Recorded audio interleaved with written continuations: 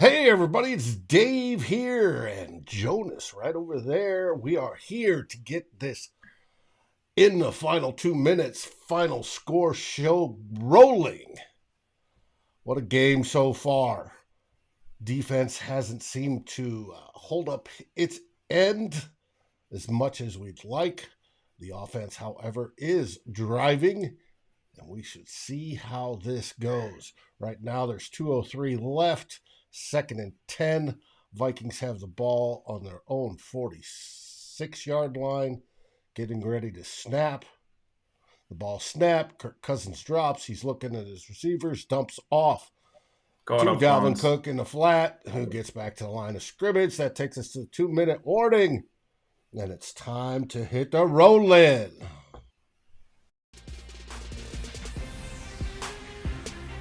We're inside 2 minutes. Win or lose, join us on Climbing the Pockets, the final score.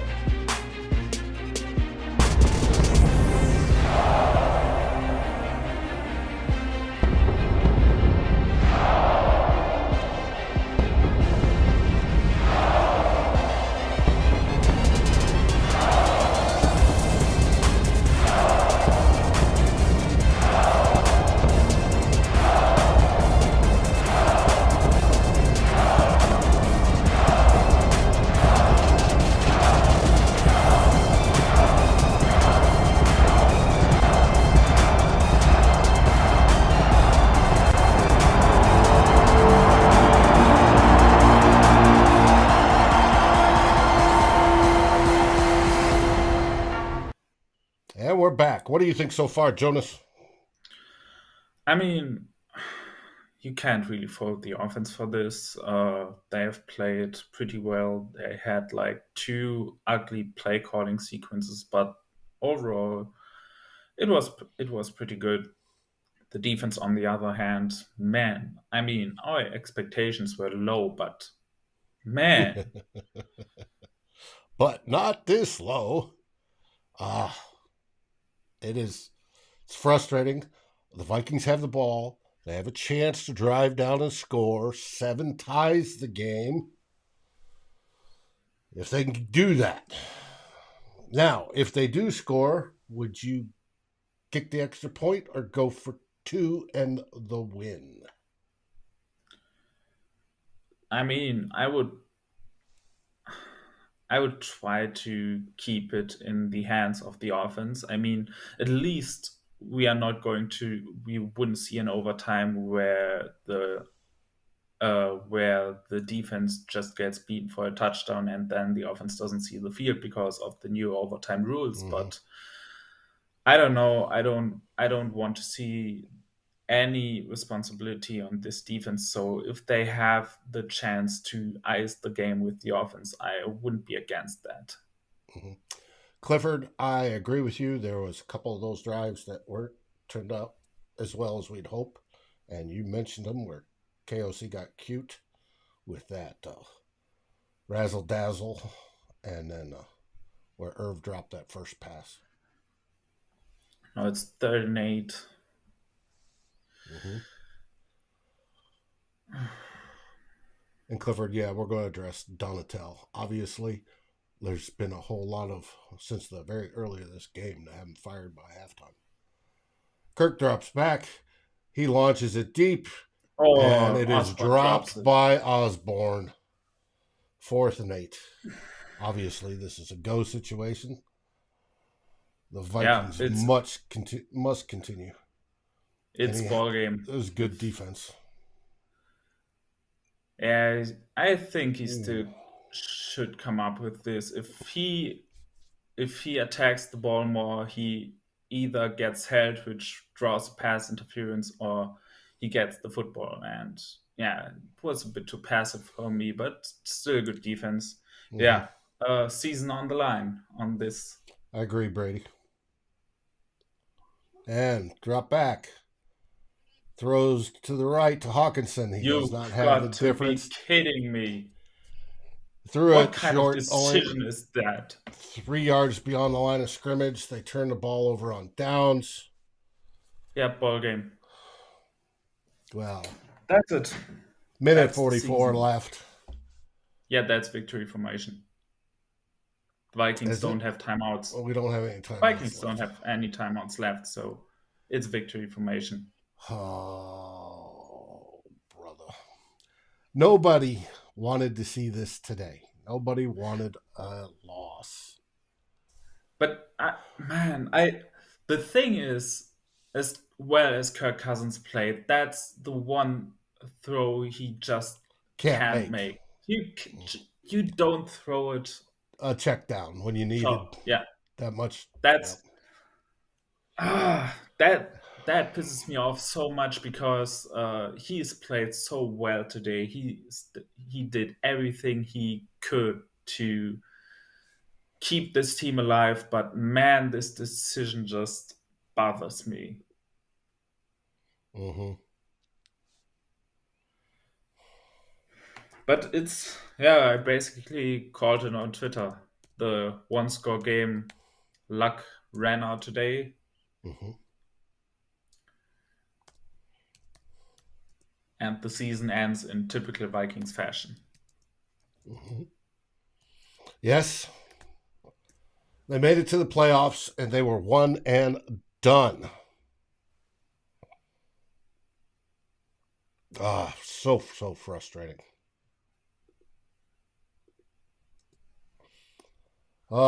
Crazy, crazy, crazy. All right, people. It's not Everybody that in the crazy, to be chat. honest, man. Hey, Flip's joined us. Woohoo! Let's move to a 3-person screen. Bango, bango, bango. And I got to bring everybody back in, which is nothing wrong with that. All right, everybody in the chat, start telling us how you feel about how the season ended, because it obviously did. Season over. Yep. Thank y'all for coming. I hope y'all enjoyed the chili. Why are you in the dark? Sorry, Jordan, for your losses. You may have to mute me, Dave. I'm not too happy right now. Yeah, but why are you in the dark? We got a lot of people watching this game. This loss, an awful loss to the New York Giants, where the defense did nothing all game. Having trouble to think of a good defensive play. Offense simply was not dynamic enough. Bad run game. Bad run game. Did not have answers outside of Justin Jefferson early. And you can't do that. You can't do that in the playoff games. Pathetic performance. And you know what? I'm a little happy they lost, because you can't win in the next round playing like this anyways. This is not a Super Bowl team. We knew that coming into this game. They proved it today. Well, we were hoping they'd get lucky and put together a complete game. No, nobody's trying to get lucky, Dave. Trust me. There's plenty of people trying to get lucky. We're not trying to get there by luck. There's a lot of people trying to blame the refs for this game. We're not going to do that. We're going to talk about Cam Bynum, his terrible performance. We're going to talk about how Eric Kendrick looks washed, 54. Take this captain's badge off his chest. He's not the same player he was. I saw Harrison Smith missing tackles. That's not what this is about. This is not about trying to luck your way to the next round. Okay, things need to change. Defensive coordinator needs to get fired. Let's make some actual plans after this loss. Let's have it teach us what is wrong with this team, other than trying to be like, oh, okay, it was a fun game, we lost. No, F that. We're trying to win the first Super Bowl in franchise history, and you don't do that unless you're getting real about what this team is. This is what we knew they were. This is what we knew they were all season long, and they showed it today against a bad New York Giants team. We know the Giants are not going to win crap next week. We know they're not going to win crap. We didn't do it today. So take it personally, and let's get things right. Let's make some changes rather than saying, oh, we were 13-4, come back with the same squad. That'll be unacceptable. Well, there definitely needs to be changes made. The one thing that kind of worries me about this is it's obvious that the Vikings have to make serious changes over the offseason, because there's a lot of holes that they need to fill, and The thing is, we know that with a lot of the changes they have to make, they are going to regress at first. And we are going to see that there are not many short-term answers to many of the problems because there are just too many holes for that. And the thing that worries me is that the Vikings have given Kwesi Adolfo-Mensah and I think O'Connell too just 4 years on their contracts. So right now they have 3 years left, and unless they do an extension this offseason, I have trouble believing. I'm just not sure if they have the guts to rip some things apart that need to be ripped apart, um, instead of just looking for short-term answers. Because with just 3 games, with just 3 years left on their deals, they might be pressed to still produce certain outcomes in the next couple of years that they might not get if they do the changes What they have to outcomes? do. What outcomes would they be pressed to get in the next 3 years? I think the Wolves still have that mindset that being competitive like this is enough for them. That's what they want. They don't want to get below that. They don't want to just have like 2 or 3 seasons where you regress and just take a step back. I think that's the problem. I think they are fine with seasons like this, and that's the problem. Okay, well then we don't need to get rid of Eric Kendricks. We don't need to admit that Harrison Smith is past his prime. We don't need to admit that Daniil Hunter is overpaid. We don't need to admit that Kirk Cousins is going to check down on 4th and 8 in a playoff game. That's absolutely ridiculous. If you don't want to do something, if you want to just roll with that, then Will, tell me to stop cheering for this team, because we are here for a purple Super Bowl. If they're okay with that, then fine. I don't have to be here every week doing this show with you. And a lot of our viewers won't be here either if they're okay with that. That's unacceptable. The Wilfs need to recognize that, or they're going to lose half of their fan base. We're sick about cheering for home playoff losses. We're sick about going to the playoffs twice a decade. That's not what this is about. Why would we show up every Sunday to watch this team if we didn't expect greatness from them? Not just, oh, we had a fun season. I'm not here for fun. I'm here for greatness. Matthew They played O'Brien like shit today. writes, undefeated in one-score games, and until today, the one that mattered. Like, we just can't. We have to abandon the Wolves. I'm sorry. I'll go after ownership if it comes down to that. We can't be like, oh, okay. No, F the Wolves if they're going to be okay with this. They've got the money. It's all about making money in this game. They got the money to do what? They got the money to make money off of me? They don't got the money to make off of me, because I'm not going to be here unless they deliver me results. They're not going to make another cent off of my fanhood. Well, that may be the case, but they're the ones that own the team. And then the only way to get rid of them is to buy the team. I'm saying a lot of fans will shut down on this franchise if you think that is the peak. If the Wolves treat this as the peak, if they don't try to improve and get rid of saggy, gross, smelly garbage on that defense after the season, if they don't do that, then a lot of fans will recognize that. The idea that they can just keep this status quo is false. It's false. That very well may be the case, that they try to get rid of all that this offseason. We have yet to see. We don't know. But they went with this season the idea of keep them. It's the same basic squad as last year. The only problem was the coach. So this year we can prove that it was just the coach, and or not. And right, and that is why we expect them to continue to make changes, like every legitimate fan should. Right. We expect them to continue to make changes. whether it be getting rid of Donatel, whether it be getting rid of some of the older players, especially when we have salary cap issues, that should be on the forefront coming up here in the near future. Those should be talks. Yes. It should be, And but so I'm just not sure. Why are you not sure? Why are you not sure? Let me finish. They should do that. I'm absolutely certain about that. I'm not sure about if they will do it. That's the thing I'm not sure about. Not I said, why are that you not they sure? Why are you not sure if they will do it? Because I'm Because sure they will.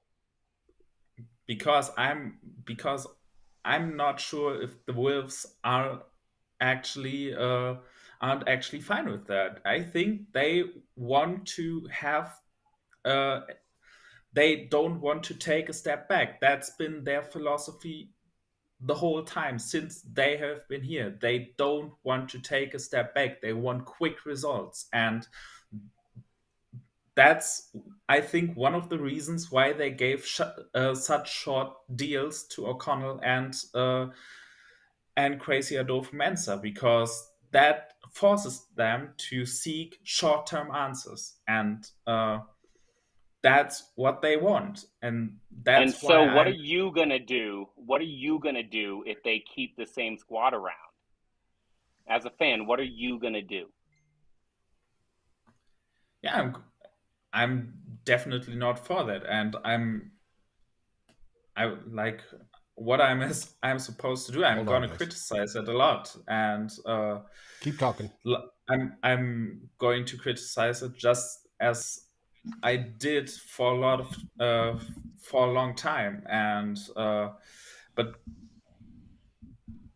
in the end, I can't buy this team. So,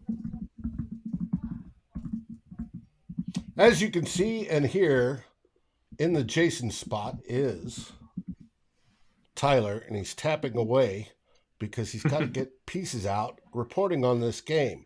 What do you think, Tyler? Oh, there's an element of poetry to the fact that Kirk Cousins might have had his last snap for the Minnesota Vikings and he threw it short of the sticks. There's just something about it. Look, the Vikings blew this game. Daniel Jones. Listen, this game here is why I really, really wanted Brian Daboll as head coach of the Minnesota Vikings, and why I was like begging for them to interview him. Stop! We are not going back that far. Come on, just to try to prove some preseason points. Just to try to say Brian Daboll should have coached this team. KOC did nothing wrong this game. KOC did nothing wrong. The defense did nothing. Hey, Flip, why don't you shut your damn mouth? No, I'm not going to shut that damn mouth. This is my damn show, and I'm pissed, and I'm going to let people know about it and talk and not try to rehash preseason arguments. I was not even going to... Stop it. You just started coming in talking about, Kirk Cousins throws towards the 6, then transfer to, we should have hired Brian Daboll. What is that? Does that actually make sense to you? That is not why we lost this game. That is not, Tyler, talk about why we lost this game. We did not lose this game because Brian Daboll was not our head coach. No, we didn't. Start over. Whatever you need to do, start over when you're talking about this game. No, I'm going to keep going with what I was saying because Daboll did a tremendous job in coaching this team.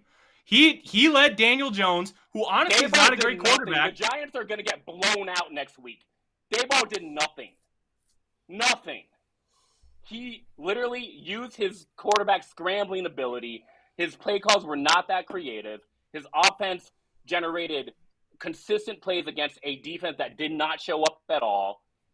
Daboll did nothing this game. This game was not about the New York Giants and how great they are. This game was about how bad the Vikings showed up. They did not show up to play. This is not about Brian Daboll. All right. That's I would disagree that they didn't show up to play. I might say the defense didn't show, but the offense did show up today. Yeah, the defense didn't show up. That's my entire point. They did not face a creative, dynamic offense that Brian Daboll put together. That's not what happened. What happened was Cam Bynum missing an assignment, Eric Kendricks missing assignments, tons of missed tackles. lack of a QB spy on a quarterback who uses his legs. This was a complete defensive failure like we've seen all season long, and the Vikings need to make changes and not treat this like, oh, we just faced a dynamic offensive coordinator in Brian Daboll. No, that's not what but happened. Daboll knew to take advantage of that poor play. Every offense knew to take advantage of that. All season long, we've seen people take care of that. This is not a Brian Daboll did something special. This is about us as a Vikings team and what we need to change. You know, I'm going to be honest, Flip. You're treating me like shit. You're being an asshole. You can give my opinions on the Real Foreign Show tomorrow night. I'm out. Peace. Well, that was interesting. Look, I know people don't agree with me a lot on this show. I've never asked for people to agree with me. I'm upset about how the Vikings played today. I feel like a lot of people are.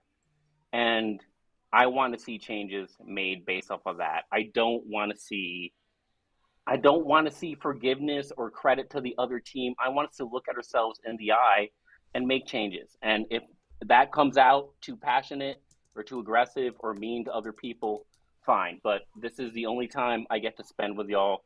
I appreciate y'all for spending this time with me. And I feel like I owe you my natural, unmitigated, genuine opinion after a loss. That's what the show is for. But I think we can all say, you can do both. You can say all the things that have been bad for the Vikings and have been and should change. And that's absolutely true. And you can also give credit where credit's due. And I think you have to give a lot of credit to not only this game, but this season to Brian Daboll. He has absolutely put together a very good season and a very good game, in my opinion, with a roster that just isn't very good. I mean, the Giants my problem with that. My problem with that is we would be saying about any offensive coordinator that we face today. If we had played the Detroit Lions today, then we would say, let's give the Detroit Lions credit. If we'd been playing the Seattle Seahawks, we'd be saying, let's give the Seattle Seahawks offensive coordinator credit, because this defense has not been able to stop anybody. Like, I am all about what the Giants have put together. If I thought that we were outmatched and outplayed in this game, I would say that. I don't think that's what we saw.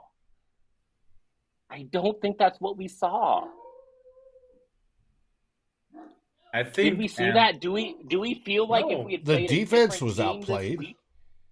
Do we think if we had played a different team this weekend, wild card weekend, playoff game at home, the defense would have played better?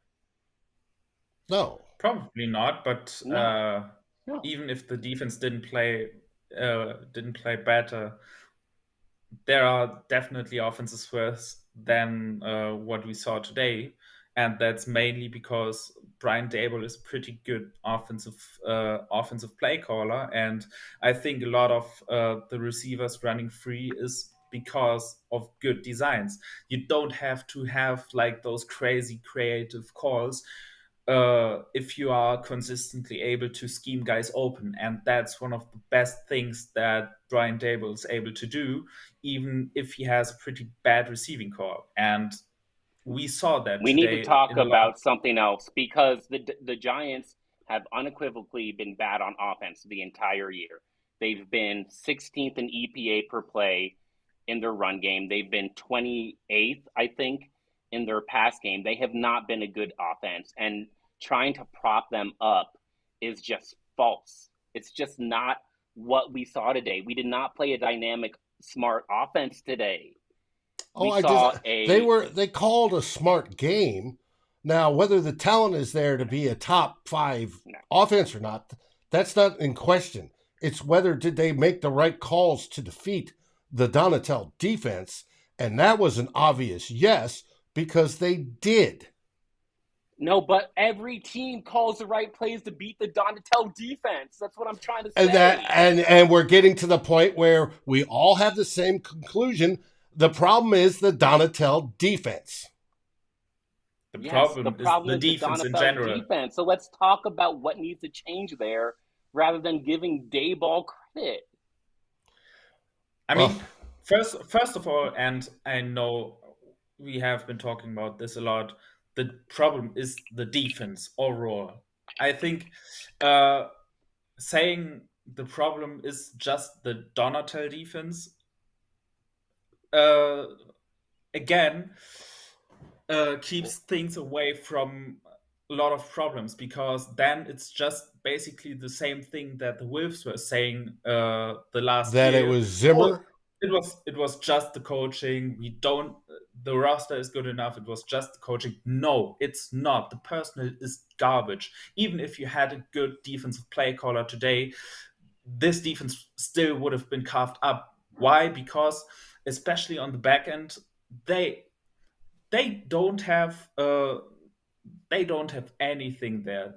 Uh, it's not only communication. It's also, I think, the biggest thing I've noticed today in a lot of things, in a lot of plays. Also, it was they have uh, they have been losing. They have this battle physically and athletically.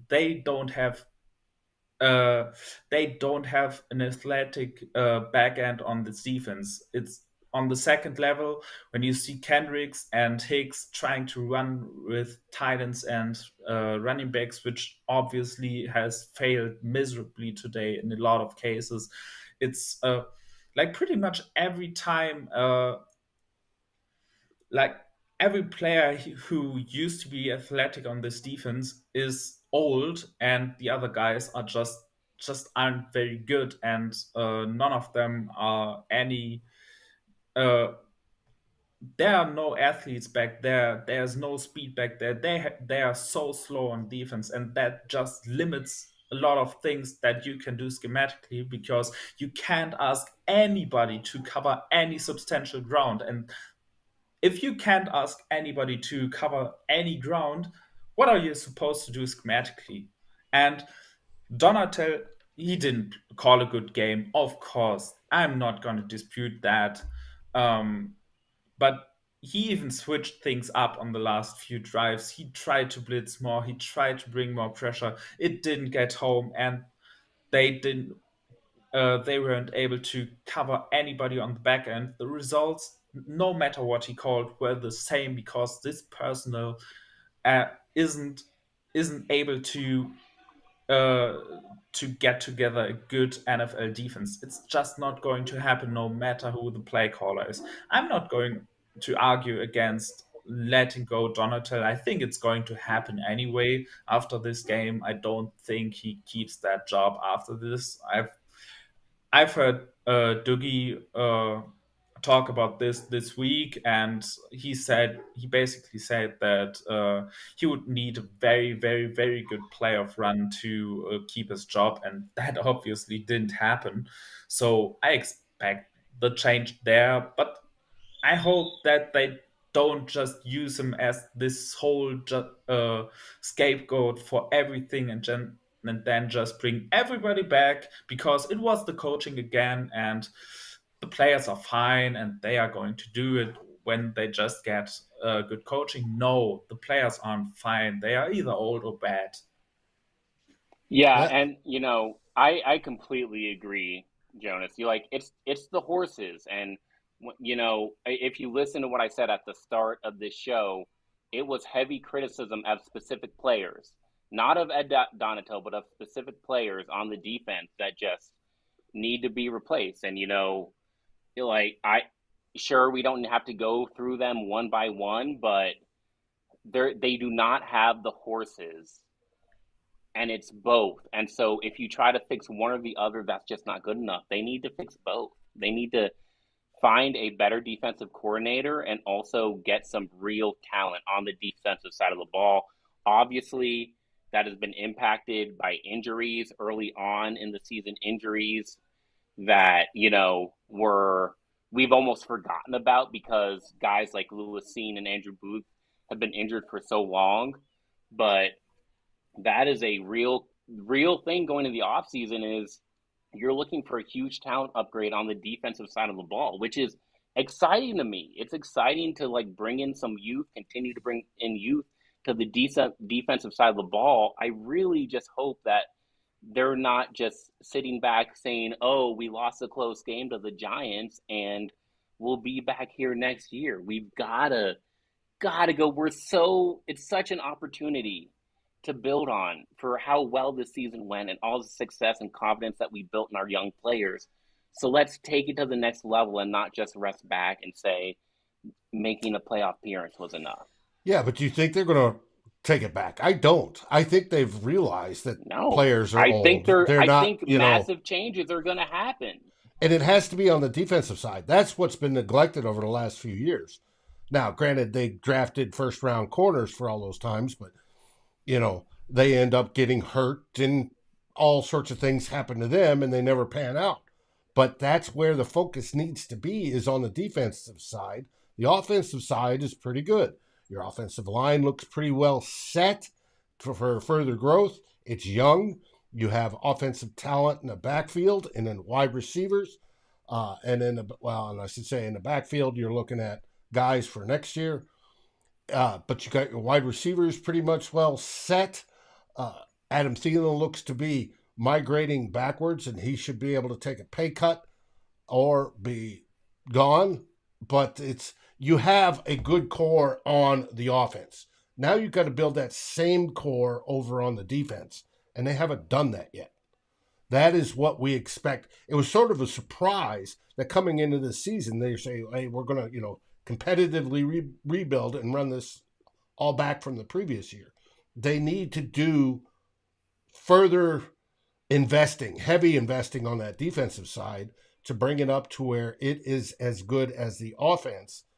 And we'll be looking at that going into, the off season when we start talking draft and all the other stuff.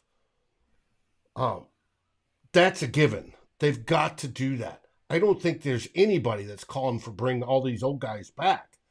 You're going to have to make room somehow on cap and everything else. That's all I'm trying to say. And that's all I'm trying to say. And I don't want any excuses about, we went after Brian Daboll, we should have hired him, or, the offense. No, even if you don't blame this particular game on the defense, if you look at the entire season, the defense has been an issue. And you know what? I'm going to have to run and spend the rest of the time with the friends and family I've invited over to watch this game with. They've been kind enough to let me hop on the show. I was called unprofessional on the show earlier today for how I treated Tyler. Let me be real with y'all right now. Tyler has his own show.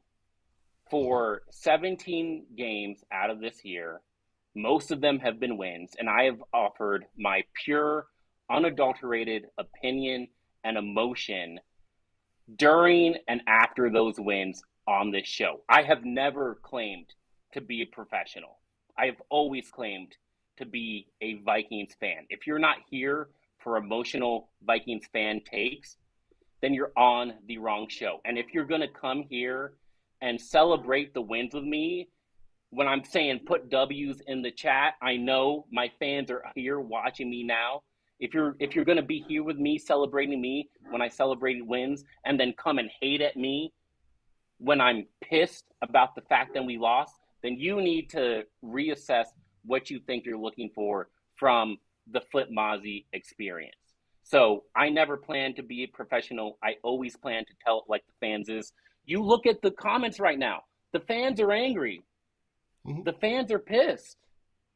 The fans know there need to be changes. Just because I have a voice, just because I'm saying what other people are typing, you're going to come at me and call me unprofessional. You need to reorganize what you think you're going to get from me. I'm sorry if it's too blunt. I'm sorry if it's too emotional. But yeah, we're pissed about that home playoff game, about a laydown to the New York Giants, about no effort from the defense. I wouldn't call it a laydown. I mean, they went out and tried, but it wasn't enough. You can't tell me they laid down. We knew it was coming. That's what I'm trying to say, Dave, is we knew it was coming. Nobody is surprised. That is the problem. Nobody is surprised. Everybody knew coming into this week this was going to be a tough game. Yeah. Nobody called it easy. I love y'all. Jonas, thank you for joining us all season. Dave, my man, my producer, the guy who cuts me way too much slack, who I always try to be here for. You know I'm going to be back cheering for our team. Skull Vikings. I love y'all. Skull flip. See ya. All right. Now it's just back to the two of us again there, Jonas. This is obviously an emotional result. I may have been around too long that I've seen too much of this crap. And yes, I do love this team as much as anybody. But the team's been around, 62 seasons now? How many Super Bowls have we won? 0. So, I'm getting up there in age. I want one before I die, just like everybody else does. We'd prefer to have multiples. I'd like to see a dynasty like in New England. And we understand Flip's passions. But there are ways to talk about this analytically and go on from there. And the first part is digesting what happened today, in many cases, what didn't happen today. And we go from there. So, is there any more you want to say on today's game?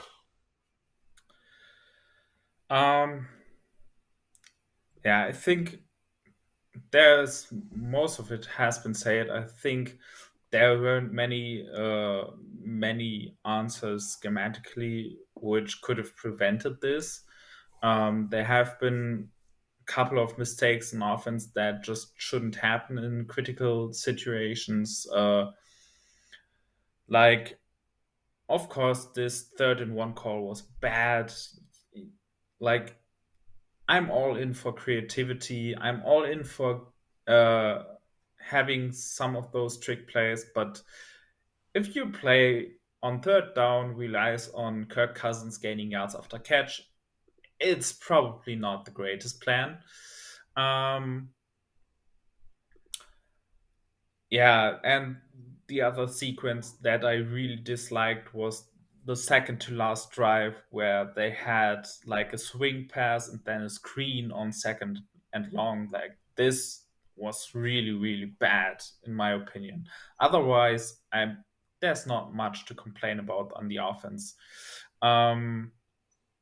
Michael wants me to get realistic about next year. I think it's definitely not going to be as fun as it was this year, unless they have a Seahawks caliber draft class, because even if they let some of the veterans go, they don't have enough capital to just make this roster turnover that has to happen in one season. I think if they do it in a smart way, they have a good chance to build it in the next couple of off seasons, because the Vikings have a relatively late pick this year and the QB class isn't very good. So you are not going to get Kirk's successor this season, I think, unless you trade him for a relatively high pick. But I don't see this happening. And what if you get him later in the draft? We're going to see a 7th rounder play in the game next week. I don't think. Yeah, I don't think this draft class is even that good? Is deep enough. Also, Brock Purdy, of course, is a cool story, but let's not forget he had 4 turnover-worthy plays in the first half of yesterday's game. And I remember watching when Tom Brady came in at the beginning, and he didn't look superstar. But It's possible. It's just highly, highly, highly unlikely. It's just Yeah, and that's the thing. You can't just rely on things that are that unlikely. I think they have to uh, they have to play it in the way which gives you the most likely chance to succeed. Because yes, it might not work. Even the best way can fail, because if it would be that easy to plan, everybody would do it the right same way. and be successful. Um, But what I think next year is we're not going to have results as good as we have had this year. For sure. Because the defense is going to go into a quasi rebuild. You're also looking at the last season with Kirk Cousins. They've got to make a decision on Adam Thielen on what they're going to do. Obviously, his contract keeps him here, but hopefully they can get his pay reduced. You can always use a better wide receiver, whether it be Naylor coming up, Osborne staying in that 3 role, however it's going to be. Those things can happen on the offense, but the defense, there's such a need across the board. We need linebackers. We need, we have Asamoah. There's one. We're going to need another one to fill in back there as possible starters. We're going to need depth. We need corners like nobody's business. I'd love to move Duke Shelley to nickel if he's willing to play that, but he's been better on the outside, and for a little man, he's done great. But safeties... He's also a free agent. Yeah. Safeties... Shelley's an unrestricted free agent. There's going to be a lot of stuff that comes up next year. Freddie, you want 2 good tight ends? The only one I think that's on contract, well, there's 2 on contract next year that I think off the top of my head, and that's Hawkinson and Munt. Because Irv is a free agent, and I would let Irv walk. I don't think his production has been anywhere near what everybody had hoped, and that's when he's healthy. So, and i.e., prime example is that drop pass early in the game. There's a lot of things that have to come in to play to make this team a better and more sustainable type of team that goes from, season to season to season and always competitive. The cheat code for that is a good young quarterback. We don't have that. Kirk's still under contract for 1 more year. Eventually he's going to age out because normal quarterbacks do age out around 35. So abnormal ones go to 45, and that's extremely unusual. And you're seeing it with Aaron Rodgers not playing top stuff this year, and he's only 40. So there's things that are, take this roller coaster ride of this season and enjoy it, because that's what it was. And just getting to the playoffs is more than most of us had predicted at the beginning of the season. I think if they have a smart 2-year plan, they can gain a lot, because this year's QB class is bad, but the next one looks stacked, especially if Stroud actually does what is rumored and he actually goes back, because then the next year's QB class is going to be absolutely stacked. And that's where you have the opportunity, because if you take a little step back this year, even if you don't get like a top 5 pick, you can get at least into the range where you can trade your way into that. And you want to constantly be improving your position. You're not going to do it in one season. Even with a fantastic draft, you're not going to do it in one season. So you want to constantly be chipping away at needs that you need. And in the meantime, you have a focus on, this is the point you want to get to, right? It's winning that Super Bowl. For everybody who does not know that, it's winning a Super Bowl. Now, you've got a picture. Quasi's got a picture in his head. Kevin O'Connell's got a picture in his head. I need such and such to make that happen. I am right here now. What components of here can be carried over towards meeting that vision we have, and what do we need to replace? And what's the timeline for replacing those? There's some that we need to replace right away because they'll be a detriment. Others will go, well, they could be the last ones replaced because they're adequate enough or good enough at this point in their careers that they can carry us that far until we get to that final point and we can find their replacement. It's that big picture of how I want to progress. This is where the GM's looking 3, 4, 5 years out. And always you get that one weird injury or something, somebody dies in a car accident, something, that's unplanned for. But you've got to work towards that. We are in the process thereof. This was year 1 of the new system. With that, they have got to look seriously at themselves, after this game. Now, tomorrow, suspect everybody will be the goodbye interviews and the tears going out as they're packing their stuff up, and we'll get some feel-good stories, blah, blah, blah, blah, blah. But right after that is when all the tape needs to be starting to come in. The scouts that have been out chasing football games across college and looking at players, they need to get their stuff in, and you shift gears. Clint, like you said, fire Ed. That is a very good possibility. I would not object to that one little bit. I think it should happen, but we don't know. Eagles or Dallas, I was not impressed with their victory over the Seahawks. Clifford, I thought they both slipped towards the end of the season. And I don't want either one of them to win, to tell you the truth. We'll see. With that, I want to thank everybody that's joined us today. Flip got emotional. Obviously, Tyler come on. That was a little rough on Tyler. But Tyler does have his own show tomorrow. That is true. He was filling in because we had a last-minute no-show. I appreciate him doing that.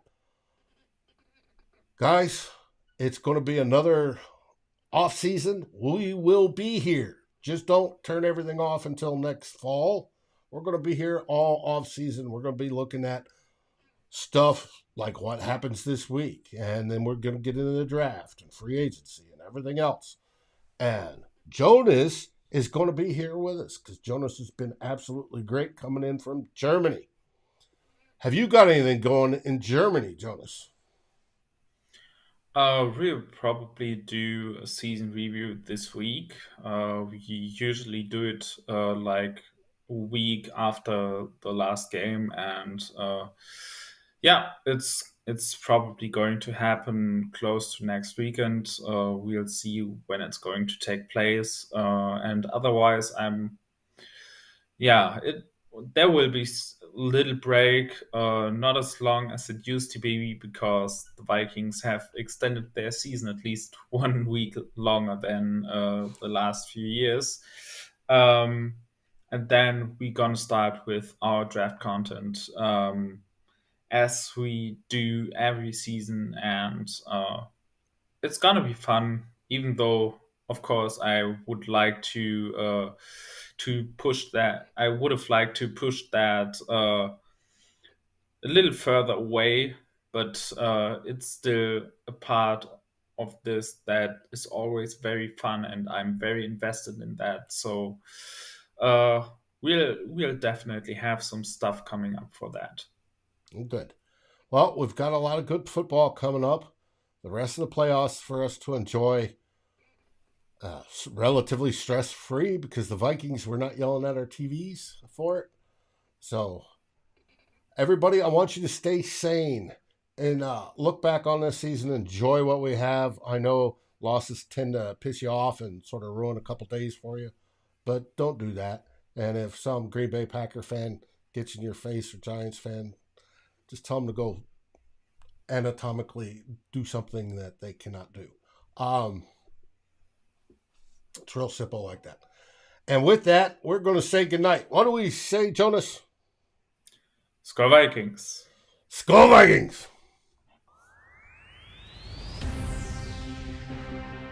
Thanks for watching. Like, subscribe, and ring the bell, and rate us on your favorite aggregator. And a special shout out goes to our partners, the Daily Norseman, where the best Vikings content can be found, and to Lake Monster Brewing, home of the best beer in Minnesota. This has been a Climbing the Pocket and SB Nation's Daily Norseman broadcast. Skol, everybody.